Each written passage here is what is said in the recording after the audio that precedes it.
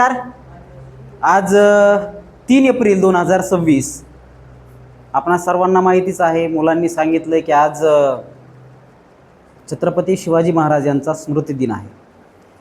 तर संपूर्ण महाराष्ट्राचेच नव्हे तर पूर्ण भारताचेच नव्हे तर पूर्ण जगाचे आराध्य दैवत असलेले श्री छत्रपती शिवाजी महाराज यांचा जन्म 19 फेब्रुवारी 1630 रोजी झाला आणि आजच्या दिवशी 3 एप्रिल 1630ला जन्म झाला आणि 1680ला आजच्या दिवशी 3 एप्रिलला त्यांचा मृत्यू झाला रायगडावर.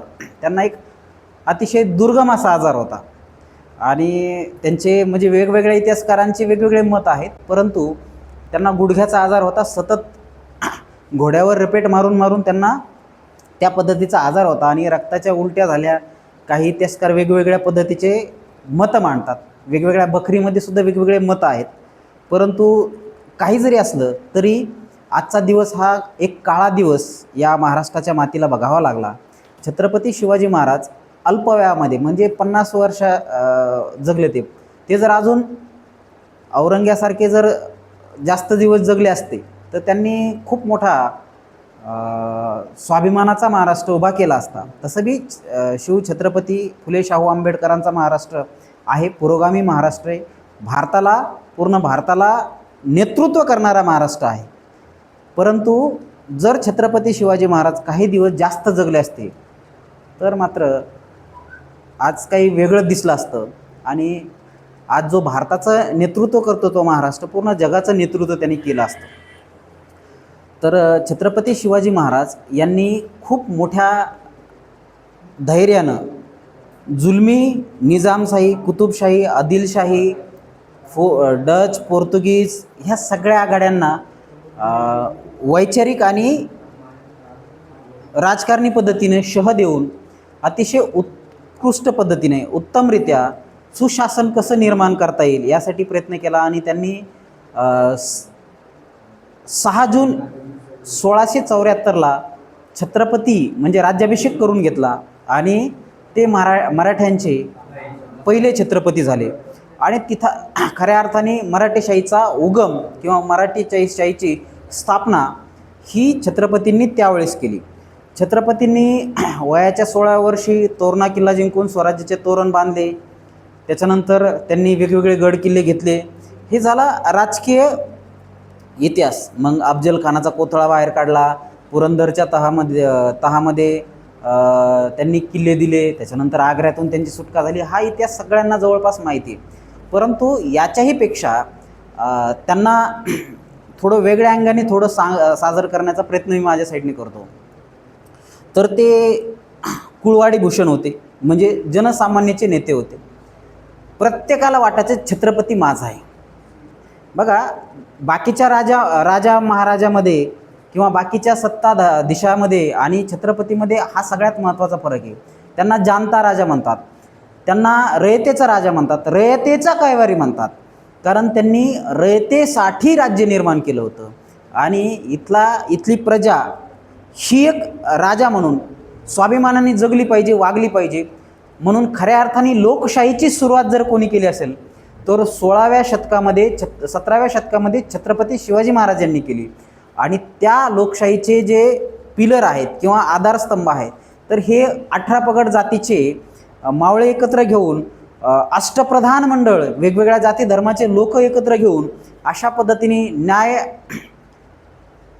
व्यवस्था किंवा पर्यावरण व्यवस्था किंवा इंजिनिअरिंग सेक्टरचा म्हणजे स्थापत्य व्यवस्था, त्याच्यानंतर शेतीविषयक व्यवस्था, शेतसारा कलेक्शन, टॅक्स कलेक्शन, ह्या सगळ्या गोष्टीवर विचार मंथन करून अतिशय उत्तम स्वराज्य जर कोणी केलं असेल, मला माहीत नाही सुखाचं रामराज्य काय होतं, परंतु छत्रपती शिवाजी महाराजांच्या काळातलं जे स्वराज्य होतं आणि त्यावेळेची जी जनता होती ती जनता आजच्या लोकशाही सरकारमधल्या जनतेपेक्षा सुद्धा खूप अधिक प्रमाणामध्ये सुरक्षित होती. कारण आज आपण बघतोय काय प्रकरणं दिसत आहेत, काय वातावरण आहे, अतिशय गढूळ वातावरण आहे.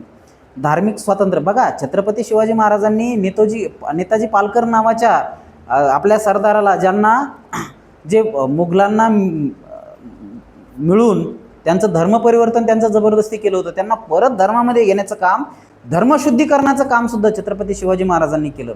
ह्या गोष्टी बहुता सांगितल्या जात नाहीत.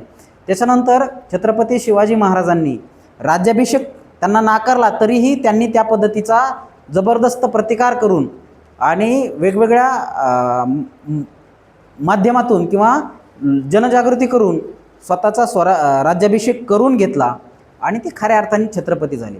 त्याच्यानंतर ब्रह्महत्या पाप मानलं जायचं, तर त्यावेळेस कृष्णाजी भास्कर कुलकर्णी नावाच्या ब्राह्मणाचा खून किंवा वध म्हणण्यापेक्षा त्यांची हत्या त्यांनी त्या ठिकाणी अफजल खानाच्या वधाच्या वेळेस केली होती, अफजल खानाच्या खुनाच्या वेळेस केली होती.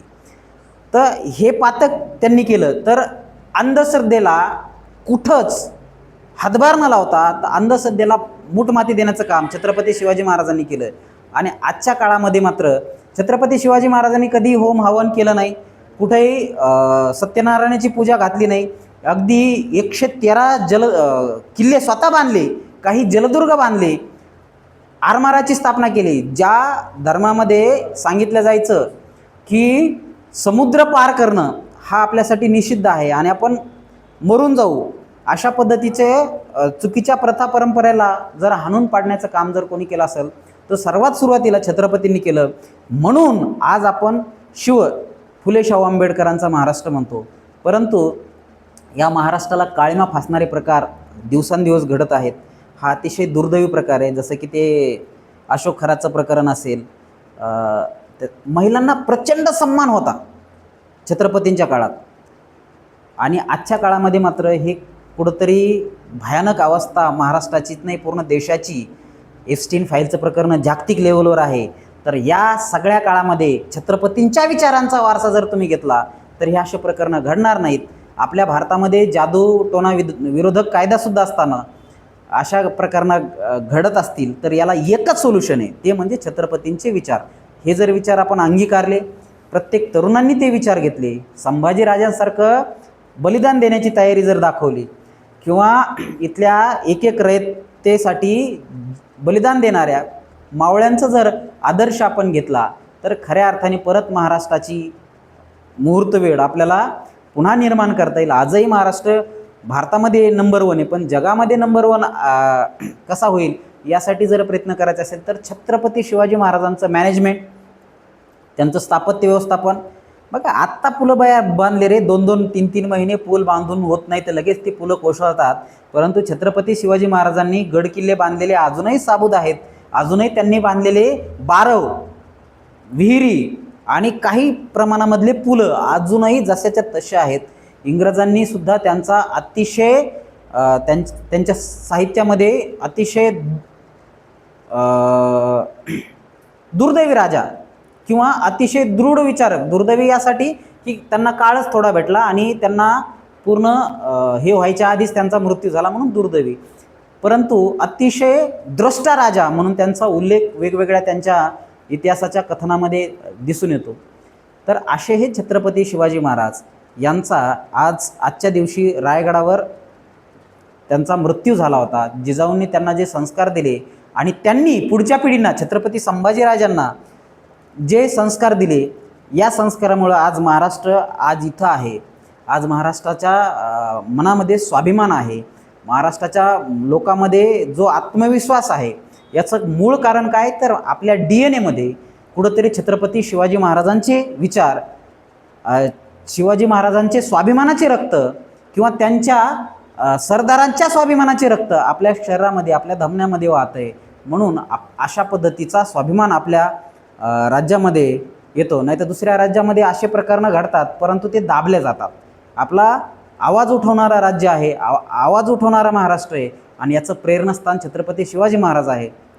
परंतु दुर्दैव असं की आजच्या दिवशी त्यांचा मृत्यू झाला आणि त्यांचे विचार हे जेवढ्या तेजाने उफाळले होते ते विचार मधल्या काळात पेशवाईंनी दाबण्याचा प्रयत्न केला, परंतु महात्मा फुलेंनी ते परत त्यांची शिवजयंती उत्सव साजरा करून म्हणजे त्यांची समाधी शोधून त्या पद्धतीने पुन्हा चालू केले. आज हे आपल्याला परत वाढवत नेण्याची गरज आहे.